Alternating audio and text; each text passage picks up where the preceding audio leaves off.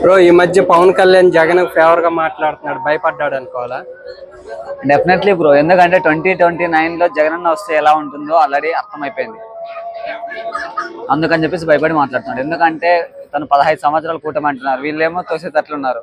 ఎన్ని సంవత్సరాలు ఇక్కడే పెట్టుకోవాలనేసి అది పరిస్థితి. అంటే 11 మంది కూడా 1100 మంది ఉన్న పవర్ తో మాట్లాడుతున్నారు, మనం ఏం చేయలేకపోతున్నాం అంటున్నాడు. వాళ్ళ మాత్రం ఈవీఎం స్కాములతో గెలిచినవి కాదు బ్రో వీళ్ళు. ఎందుకంటే ప్రజల ఆదరణతో గెలిచిన వాళ్ళు కాబట్టి అలాగనే మాట్లాడతారు. ప్రజలు ధైర్యం చూసుకొని మాట్లాడతారు, ప్రజలు అండ చూసుకొని. వీళ్ళ మాదిరి ఈవీఎం స్కాములతో గెలిచిన వాళ్ళు అయితే ఏం మాట్లాడినా భయపడతారు. ఇప్పుడు జగన్ పాదయాత్ర చేస్తాను అంటున్నాడు, ఎలాగుంది? హైలైట్ ఉంటుంది బ్రో పాదయాత్ర. అప్పుడు చేస్తేనే చుక్కలు కనపడ్డాయి, ఇంకొకసారి చేస్తా అంటే ఇంకా హైలైట్ ఉంటుంది. సో ఇప్పుడు జగన్ డైరెక్ట్ గా చెప్పాడు, ఎవరైతే పార్టీ వదిలిపెట్టి వెళ్ళిపోయారో వాళ్ళకి మళ్ళీ టికెట్లు ఇవ్వను అని చెప్తున్నాడు. డెఫినెట్లీ బ్రో, అది ఎవరైనా అంత కష్టాల్లో ఉన్నప్పుడు పార్టీకి ఆదుకోవాలి, కానీ కష్టాలు లేనప్పుడు వదిలేసి వెళ్ళిపోతే వాళ్ళకి ఎందుకు ఇస్తాడు బ్రో టికెట్లు? జగన్ మాట్లాడే కరెక్టే కదా. జగన్ 2.0 ఎలాగ ఉండబోతుంది? రచ్చే బ్రో, చెప్పాం చేసి చూపిస్తాం. అంటే రెడ్ బుక్ లాగా బ్లూ బుక్ కరెక్టే బ్రో. ఇంకా ఏ అధికారిని మాత్రం వదలరు, తప్పు చేసిన అధికారిని చెప్తున్నా సస్పెండ్ చేస్తారు డెఫినెట్లీ. ఇప్పుడు అంబటే రాంబాబు గాని వీళ్ళందరి మీద దాడులు జరిగినాయి కదా, దాన్ని ఎలా చూస్తున్నారు? కక్షపూరిత దాడులు బ్రో, ఎందుకంటే వాళ్ళు మాట్లాడితే తప్పు లేదు, మేము మాట్లాడితే తప్పు, అలా ఉంది. సో ఇప్పుడు జగన్ మళ్ళీ వస్తే ఎలాంటి, అంటే ప్రీవియస్ తో పోల్చుకుంటే ఈసారి పరిపాలన ఎలాగ ఉండొచ్చు? ఈసారి ప్రీవియస్ కార్యకర్తలు పట్టించుకోవట్లేదు, ఈసారి కార్యకర్తలకు వదిలేస్తాడు బ్రో. మీరేమన్నా చేసుకోండి, నాకు కాదన్నాడు. ముందు అంతా ప్రజల మీద వచ్చేది, ఈసారి కార్యకర్తలకు వదిలేస్తాడు. ఇప్పుడు నారా లోకేష్ ని ముఖ్యమంత్రిని చేస్తారంటున్నారు, ఎలాగుండిద్ది? ఇప్పుడు చంద్రబాబు ముఖ్యమంత్రి, పవన్ కళ్యాణ్ చేయగొడుతున్నాడు, నెక్స్ట్ నారా లోకేష్ కొడతాడు, నెక్స్ట్ దేవాంశ్ కొడతాడు. వాళ్ళ ఫ్యామిలీకి కొట్టుకుంటుంటాడు తప్ప అంతే. నారా లోకేష్ కి అంత కెపాసిటీ లేదు, ఏదో ఈవీఎం స్కీముల ద్వారా గెలిచాడు. చంద్రబాబు కూడా ఆల్రెడీ అర్థమైపోయింది, నేను పోతే నా కొడుకు సీఎం పదవి రాదు ఏమి అనేసి. ఇప్పుడు తిరుపతి లడ్డు ఇష్యూ కూడా ఏమి కల్తీ జరగలేదు అన్నారు, కానీ వీళ్ళేం మళ్ళీ దాన్నే తీసుకొస్తున్నారు కదా. వాళ్ళకి టాపిక్ ఏది దొరకట్లేదు బ్రో. ఇప్పుడు ఇంకా టాపిక్ డైవర్షన్ పాలిటిక్స్ అవన్నీ, టాపిక్ ఏది దొరకట్లేదు. దొరికితే ఏదైనా మాట్లాడతారు, టాపిక్ ఏం లేదు. వైసీపీ నాయకుల మీద ఏ కేసు పెట్టాలి, ఏది చేయాలి, వాళ్ళ తప్పులు ఏమైనా బయటకు వచ్చిందంటే తిరుపతి లడ్డు తీసుకొచ్చి టాపిక్ డైవర్ట్ చేస్తుంది అంతే.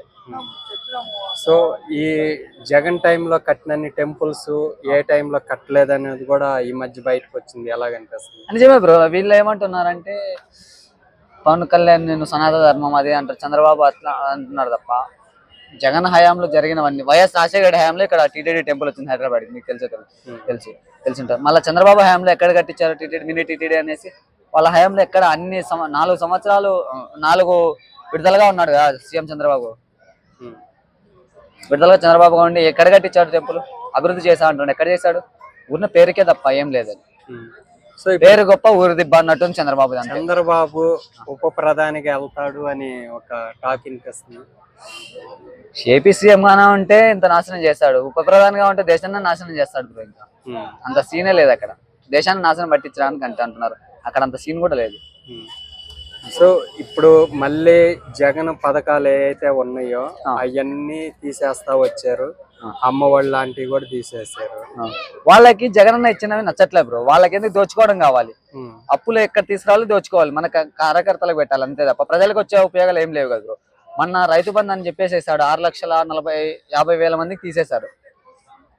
అంతమంది రైతులు ఎందుకు తీసేస్తారు బ్రో? కారణం ఎందుకు?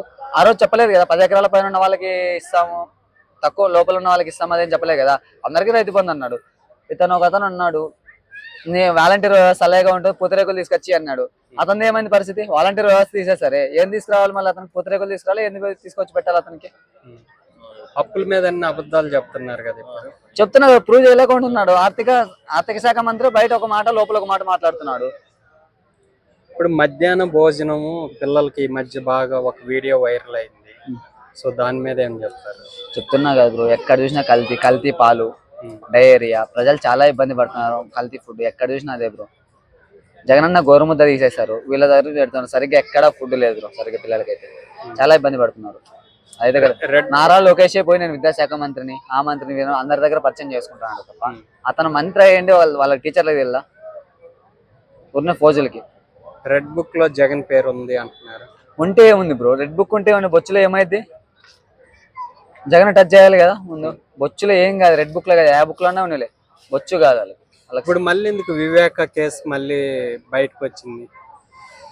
బ్రో వాళ్ళకి చేత కాదు, వివేక కేసు అంతా తప్పుడు కేసు అది. ఉమ్, వాళ్ళ సెకండ్ వైఫ్ ఉందని చెప్పి దగ్గరకు ఆస్తి రాసిస్తారని చెప్పేసి వాళ్ళ కూతురేసి మిగతానే చేయించింది ఉమ్. మ్యాటర్ అంతా. కానీ వీళ్ళు టాపిక్ డైవర్షన్ చేస్తున్నారు. వాళ్ళ చేతనైతే ప్రూవ్ చేయమనండి, కానీ ఒకరి మీద నిందలు నూకద్దని చెప్పండి. అదే bro. ఇప్పుడు బాలినేని శ్రీనివాసరెడ్డిని కూడా మళ్ళీ రానివ్వము అనే డైరెక్ట్ హింట్ కూడా ఇచ్చేసాడు. జగన్ ఇవ్వడు బ్రో, తీసుకోడు కూడా నాకు తెలిసి. ఎందుకంటే అతను కష్టాల్లో ఉండే వదిలే జగన్ అన్ని మాట్లాడిన తర్వాత ఎలా ఆహ్వానిస్తారు పార్టీలోకి? ఉమ్. ఇప్పుడు ఒక వార్త అయితే బాగా హల్చల్ చేస్తుంది, ఒక రెండు IAS IPS మొత్తం సీక్రెట్ మీటింగ్ పెట్టుకున్నారు, జగన్ కి సపోర్ట్ చేస్తున్నారు అనేది డైరెక్ట్ ABN లాంటి పత్రికల్లోనే వచ్చింది. దాన్ని ఎలా చూస్తారు? బ్రో నిజమే ఉంటది బ్రో, ఎందుకంటే వాళ్ళనే కంట్రోల్ చేయాలనుకుంటారు. ఈ రాక్షస రాజ్యంలో మమ్మల్ని కంట్రోల్ చేస్తున్నారు. ఒక IAS IPS ఒక MLA చోటా బడా నాయకులంతా 10th క్లాస్ ఫెయిల్ అయిన వాళ్ళు కూడా నాయకులు అవుతారు. వాళ్ళే మమ్మల్ని వార్నింగ్లు ఇస్తారు. వాళ్ళకి ఉంటుంది కదా బ్రో, మేము IAS IPS చదివి అంత కష్టపడి చదివి వీళ్ళకెందుకు సలాములు కొట్టాలి, వీళ్ళకెందుకు చేయాలని వాళ్ళకి కూడా ఉంటుంది కదా బ్రో బాధ. సో టీడీపీలో కూడా సీనియర్స్ చాలా మంది జగన్ కి టచ్ లోకి వెళ్ళారని వార్తలు వస్తున్నాయి. అయ్యిండొచ్చు బ్రో, ఎందుకంటే చంద్రబాబు ఏమి దోచుకునే వాళ్ళకి దోచుకున్నట్లు ఇస్తున్నారు. జనసేన పార్టీ కార్యకర్తలకి వాళ్ళకి వీళ్ళకే ఇస్తున్నారు తప్ప ప్రజలకి ఏం చేయట్లేదు. ఇంకా నెక్స్ట్ జగన్ వస్తే మా పరిస్థితులు బతుకులు ఎలా అవుతాయని చెప్పేసి సీనియర్ నాయకులకి అంతా అర్థమైపోయింది. అందుకని టచ్లోకి వచ్చేసింటారు. ఎందుకని వాళ్ళంతా ఇప్పుడు కామెంట్స్ చేయట్లేదు ఎంత ముందులాగా? అయ్యన్న పాత్ర కూడా అప్పుడు నేను రాజకీయంగా చావాలని అన్నాను కానీ మనిషిని చావాలని క్లారిఫికేషన్ ఇచ్చాడు. చెప్తున్నా కదా బ్రో, భయపడ్డారు బ్రో, భయపడ్డారు డెఫినెట్లీ. సో నెక్స్ట్ ఎలాగుండబోతుంది? జగన్ 2.0 వస్తే చెప్పాం బ్రో, చేసి చూపిస్తాం అంతే. సో అయితే రెడ్ బుక్ భయపడలేదు. రెడ్ బుక్ ఎవరు భయపడతారు బ్రో? అసలు భయపడే సీన్లు కూడా లేవు. అట్లాంటి 100 బుక్కులు తీసుకోమని ఎవరు భయపడతారు? పోతే 3 నెలలు కూర్చుంటాం జైల్లో అంతే. ఏముంది బ్రో 3 నెలలు?